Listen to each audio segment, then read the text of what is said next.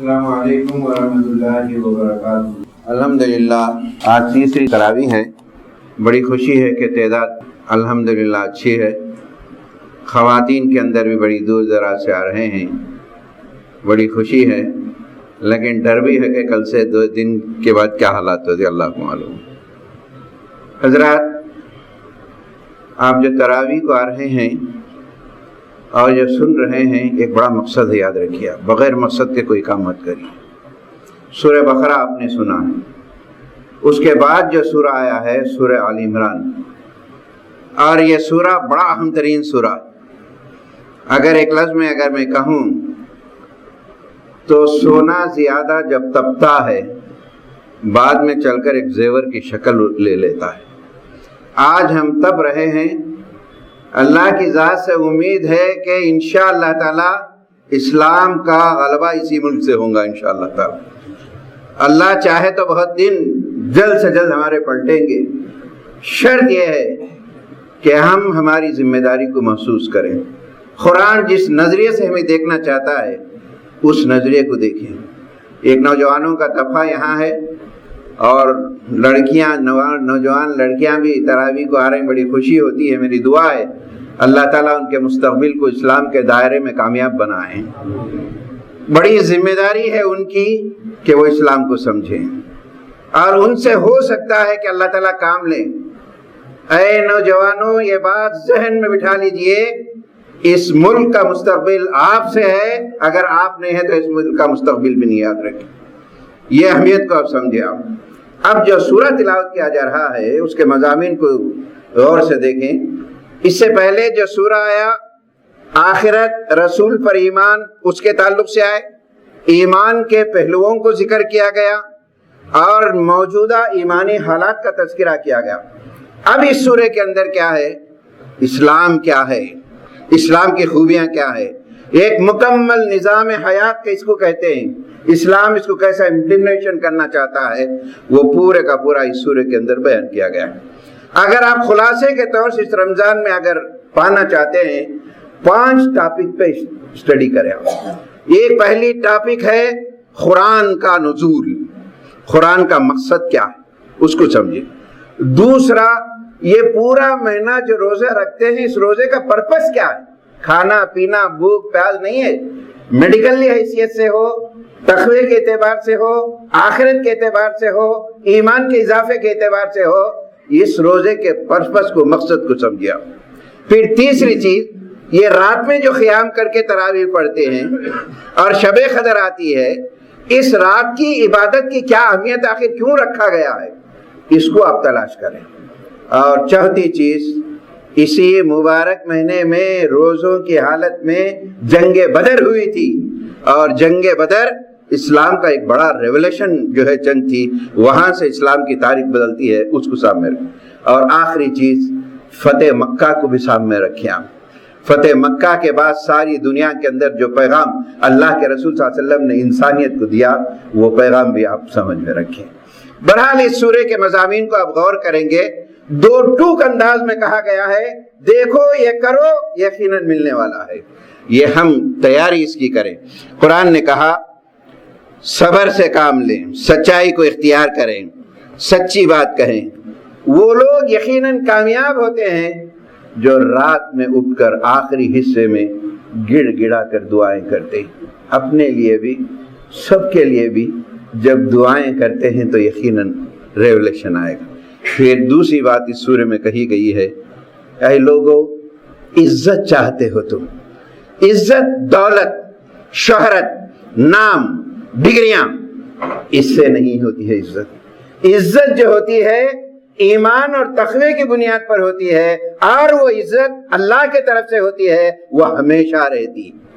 صحابہ کرام نے ہجرت کی تو سب کچھ چھوڑ دیا، کوئی چیز ان کے پاس باقی نہیں تھی، گھر دار چھوڑ دیا، سب کچھ چھوڑ دیا۔ آج بھی ان کا نام لیتے ہیں، قیامت تک بھی لیتے رہیں گے، رضی اللہ تعالیٰ عنہ کہتے ہیں۔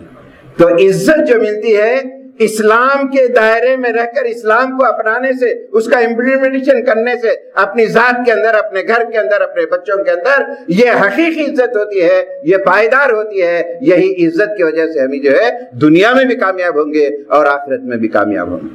اللہ تعالیٰ سے دعا ہے اللہ تعالیٰ ان مضامین کو ہمیں غور سے سمجھنے کی توفیق نصیب فرمائے۔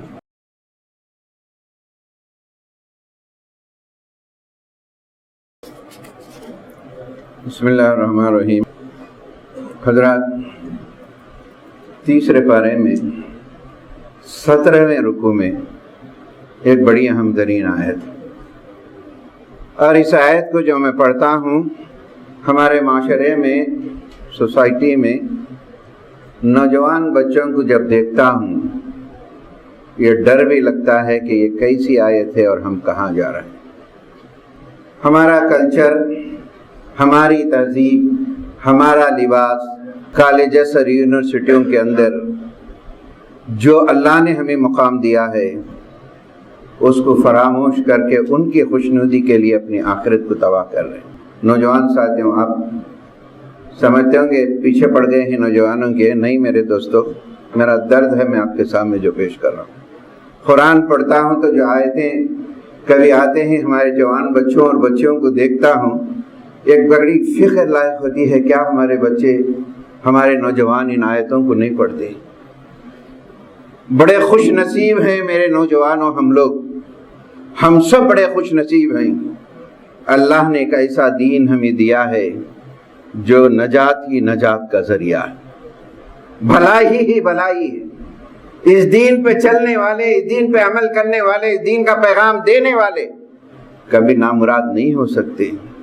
صحابہ کرام کی زندگی کو لیجئے، جب صبح اٹھتے تھے یہ دعا کرتے تھے، الحمدللہ الذی اصبحنا علی فطرۃ الاسلام، اے اللہ تیرا شکر ادا کرتے ہیں ہم جب نیند سے اٹھے ہیں اسلام کے اندر ہیں، ہم یہ دین تمہیں ملا ہے۔ اور اللہ تعالیٰ کہہ رہا ہے یہ دین ملنے کے بعد اس دین کو چھوڑ دے کر سارے ادیان کو بھی آپ قبول کر لیں گے۔ اللہ کے پاس انویلوڈ ہے، اللہ کے پاس قبول نہیں ہونے والا ہے۔ آپ کیسے دین کے پابند ہیں، کیسے اسلام کے پابند ہیں؟ آپ کالجز اور یونیورسٹی کے اندر آپ کی پہچان کیا چھوڑ رہے ہیں آپ؟ میرے دوستو، اس کے بعد جو ہے تیسرا پارہ جہاں ختم ہوتا ہے، جا کے کھول کر وہ آیت پڑھیے آپ۔ اگر ہمارا رویہ کفر کا رویہ رہا، خدا کی نافرمانی کا رویہ رہا، ہمارا کلچر خدا کو ناراض کرنے کا رہا، خدا نخواستہ ہم دین کے دائرے سے مر گئے۔ کیا آیت ہے صاحب؟ ڈر لگتا ہے کبھی۔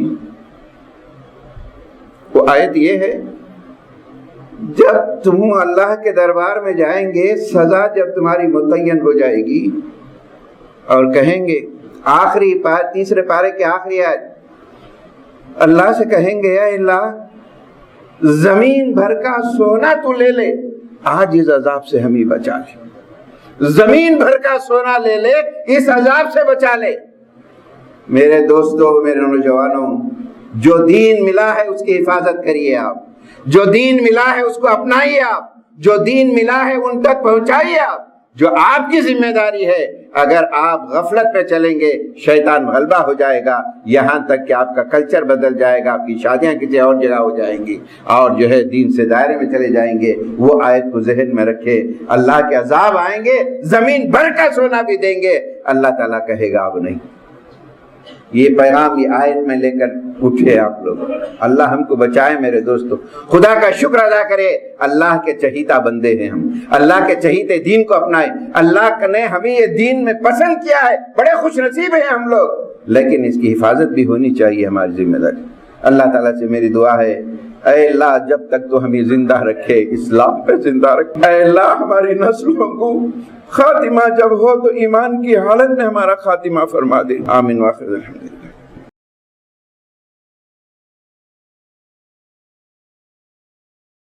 بسم اللہ الرحمن الرحیم۔ چوتھے پارے کی تلاوت کی جا رہی ہے، سورۃ آل عمران۔ بڑے اہم ترین مضامین ہیں اس کے اندر۔ ایک اور مضمون کی طرف جو چوتھا پارہ شروع ہوتا ہے اس میں کچھ اہم ترین بات کہی گئی ہے۔ میرے دوستوں، میرے ساتھیوں، میرے بزرگوں، کچھ باتیں کچھ تلخ بھی یہ کیا بول رہے ہیں، لیکن قرآن کے دائرے میں، حدیث کے دائرے میں رہ کر میں بات کر رہا ہوں، آپ مجھے دعا دیجیے، قبول کیجیے۔ دیکھیے، ہمارا سب سے بڑا المیہ یہ ہے، ہم اپنی پوری کمائی، پوری محنتیں، پوری صلاحیتیں کس کے پر لگاتے ہیں؟ بچوں کے فیوچر کے لیے لگاتے ہیں، بچوں کے نسلوں کے لیے لگاتے ہیں، کتنی محنتیں، کتنا پیسہ خرچ کرتے ہیں۔ لیکن یہ پیسہ اگر آنے والی اولاد جائز استعمال نہ کرے، یاد رکھیے کہ یہ وبال جان بن جائے گا۔ شیخ عبد القادر جیلانی رحمۃ اللہ کی ایک بات میں ہمیشہ کوٹ کرتا ہوں، آپ نے فرمایا، اے لوگو، ایک دوسرے کے تقابل اور کمپٹیشن کے لیے عالی شان عمارتیں بناتے جا رہے ہو، لیکن تم تو چلے جائیں گے، اس میں لوگ آئیں گے، عیاشی کریں گے، اور جواب تم کو دینا پڑے گا۔ آج پیسہ کما رہے ہیں، اگر خرچ نہ کریں، وقت سے پہلے خرچ نہ کریں، رمضان کے آخری دن، میرے دوستو، آج ہمارے بچے ہماری بات پر نماز نہیں پڑھتے، ہماری بات پر جو ہے اسلام پہ نہیں چلتے، دھتکار کے چل جاتے ہیں والد کی بات کو، والدہ کی بات کو۔ ایسے حالات میں کیا ہمارے بچے ہمارے مرنے کے بعد ہمارے اوپر خیر خیرات کریں گے؟ سوچیے آپ، اگر نہیں کریں گے تو یہ ہمارے لیے والے جان ہے۔ میرے اللہ کے راستے میں خرچ کریں۔ پورے اسلام کو اگر سمیٹ لیا جائے تو دو لفظ ہیں۔ مولانا امین حسن اصلاحی نے تدبر قرآن لکھی ہے، اس کا دباچہ پڑھیے آپ، انہوں نے لکھا ہے پورے اسلام کو اگر آپ سمجھ لینا ہے تو دو چیزیں ہیں، ایک اقامت صلاۃ، نمازوں کو قائم کر لیے، اللہ سے رشتہ جوڑ لیے، اور دوسرا اللہ کے راستے میں اللہ کا دیا ہوا مال خرچ کریں گے، پورے انسانیت کو آپ نے جوڑ کے رکھا ہے۔ خدا کے راہ میں خرچ کے لیے پہلی آیت، نیکی کو نہیں پہنچ سکتے، یہ آیت دوسری، حضرت طلحہ سنیں کہ معیار تقوی کو بلند کرنے کے لیے اللہ کی راہ میں خرچ نہیں کریں گے تو اللہ ناراض ہو جائے گا۔ تو آپ اس زمانے میں 600 درخت تھے کھجور کے، ہمیشہ پھل والے درخت تھے، حضور جا کر اکثر عصر کی نماز کے بعد بیٹھتے تھے۔ یہ آیت سننے کے بعد اپنی بیوی سے کہتے ہیں، کپڑے باندھ لو، یہ گھر، یہ باغ میں اللہ کے رسول کے حوالے کر دے رہا ہوں۔ یہ آیت اسی پہ اترتی، انہی کے خش میں اترتی۔ جب انسان قیامت کے دن جائے گا، وہاں اللہ تعالیٰ کے دربار میں کھڑے گا تو جو کہے گا، اے اللہ ایک موقع مجھے دے دے، وہاں کیا بولے گا؟ میں نماز پڑھ کے آؤں گا، عمرے کر کے آؤں گا، حج کر کے آؤں گا؟ نہیں بولے گا۔ کیا بولے گا؟ سورہ منافقین میں آیت ہے، اے اللہ ایک موقع دے دے، میں جو کچھ کمایا ہوں تیرے نام پہ خیرات کر کے آ جاؤں، یہ کہے گا۔ تو خدا کے راہ میں انفاق فی سبیل اللہ کریے، یہ بہت بڑا معیاری کام ہے، یہ بہت مشکل کام ہے، اور جو ہے اللہ کے راستے میں ضرورت مندوں کو خرچ کرنا۔ اللہ سے توفیق ہے اس مبارک مہینے میں ہمیں اس طرف جو ہے توجہ دلانے کی کوشش کریں۔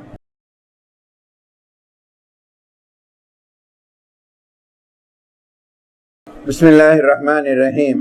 محترم بزرگوں، دوستوں اور معزز بہنوں، آج کے مضامین سننے کے بعد یقیناً یہ دل میں کیفیت پیدا کرنی چاہیے، کیا ہم تیار ہیں اپنے گھر کو ایک اسلامی معاشرہ بنائیں؟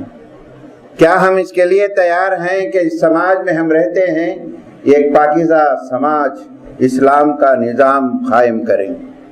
اگر یہ طے کر رہے ہیں، یہ اللہ کی مدد ہمارے سامنے رہے گی۔ قرآن مجید میں تھوڑے احکام دیے گئے ہیں، چوتھے پارے کے دوسرے، تیسرے، چوتھے رکوع کو پڑھیے، 16 احکام دیے گئے ہیں۔ اس احکام پر عمل کیجئے، یقین اللہ کی مدد ہوگی، مجھے اور آپ کے لیے ایک نظام قائم ہوگا، ایک اچھا سورج طلوع ہوگا جس میں تاریکیاں ختم ہو جائیں گی، انشاءاللہ تعالی ہم کامیاب ہوں گے۔ اس کو اپنانے کے لیے ہم عزم کے ساتھ یہ اٹھنا پڑے گا، جو ہے 16 احکام ہیں۔ اے ایمان لانے والو، اللہ سے ڈرو، مرتے دم تک، نمبر وائز میں بول دیتا ہوں، اللہ سے ڈرو، مرتے دم تک اس دین پر قائم رہو جس دین کو اللہ نے آپ کے لیے چنا ہے۔ قرآن کو مضبوطی سے پکڑے رہو، آپس میں متحد رہو، اختلافات ہرگز نہ کرو، اختلافات کی وجہ سے تم بڑے کمزور ہو جاؤ گے، ہوا اکھیڑ دی جائے گی۔ تم میں تو ضرور چند لوگ ہونی چاہیے ہر گھر کے اندر، لوگوں کو دعوت دیں اللہ کے احکام کی، نیکوں کا رواج دیں گھروں کے اندر برائیوں کو روکنے کی کوشش کریں۔ یہ کام کرتے ہیں، اللہ تعالیٰ کے طرف سے تمہیں یہ خطاب دیا جا رہا ہے، تم خیر امت ہو روئے زمین پر۔ اگر خیر امت ہے، یہ 10 کام تمہیں کرنا پڑے گا۔ نیکی کا حکم دو، برائیوں سے روکو، اللہ پر ایمان لاؤ، غیر مسلموں سے محتاط طریقے سے زندگی گزارو، ان سے تعلقات میں احتیاط سے کام لو، اور صرف اللہ سے ڈرو، صبر سے کام لو، اللہ کی ذات پہ بھروسہ رکھو، اور دشمن کے مقابلے میں کبھی بھی اپنے آپ کو بزدلی نہ دکھاؤ، اور دولت، اولاد، وحدہ، طاقت، سلطنت، میجارٹی، کبھی بھی غرور نہ کرو، یہ تمام ضائع ہونے والے ہیں۔ اللہ تعالیٰ جو کامیاب کرے گا چند افراد کی وجہ سے کامیاب کرے گا، وہ افراد اس معاشرے کے اندر ہم تیار کریں جو اللہ سے ڈرنے والے ہیں، ان افراد کے ذریعے سے اللہ تعالیٰ کے روئے زمین پر ریولیوشن لا سکتا ہے۔ یہ احکام بڑے کھلے انداز میں جو ہے سورہ آل عمران کے اندر بیان کیے گئے ہیں۔ اللہ تعالیٰ سے دعا ہے اللہ مجھے آپ کو اتنی توفیق دے کہ ہم ہمارے گھر کے اندر اسلامی نظام کو قائم کر سکیں۔